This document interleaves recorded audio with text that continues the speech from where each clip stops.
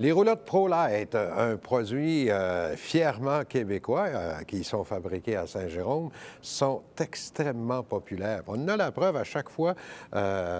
Salut Martin. Allô? Bonjour. On a la preuve, Martin, à chaque fois.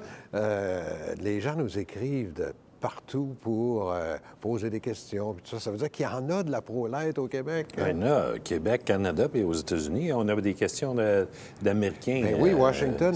Cette année, Washington. Ouais. Ah oui, c'est le fun. On est partout. De plus en plus, veut pas. Excellent. Bien, on va continuer à répondre aux questions parce qu'il y en a oui. tellement. Là. Il y a ici un monsieur Christophe. Je songe à acheter une ProLite pour ma retraite. Nous adorons le plan de plancher, le poids de vos roulottes, mais sa conjointe, elle n'aime pas les couleurs des coussins puis la couleur du plancher. Est-ce qu'on peut personnaliser une ProLite? Bien, beaucoup de monde les mettent à leurs mains. Une fois qu'ils les ont, ils vont mettre de la déco, ils vont ajouter des choses. C'est sûr, nous autres, c'est tout le temps une question de poids. Faire attention à tout ce qui est déco superflu, là, on se limite. Côté couleur, prélat au coussin, bien, c'est du standard. On est vraiment une ligne de montage. On ne peut pas modifier les couleurs des prélats ou des coussins. C'est un tissu neutre.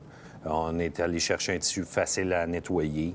Et puis, côté prélat, là, le revêtement de sol, bien, c'est un prélat de meilleure qualité qu'un contracteur. Et puis, il est très résistant aussi au changement de température. Donc, on ne peut pas mettre n'importe quoi. Si on l'entrepose d'hiver à moins 30, il peut fendre ces choses-là. Ça ne nous est jamais arrivé parce qu'on met de la qualité.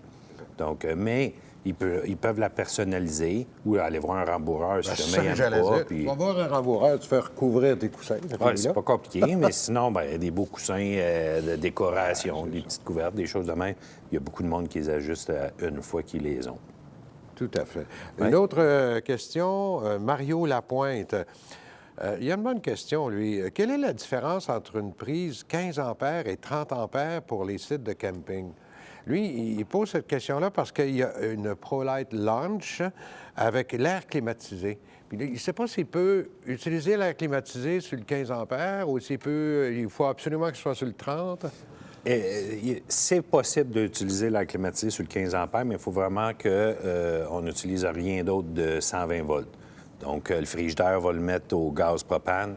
On va limiter notre demande en 120 volts. L'air climatisé va fonctionner sur le 15. Mais si vous voulez vraiment utiliser tout comme tous les appareils, vos bouilloires, ces choses-là, là, c'est recommandé d'avoir un 30 ampères.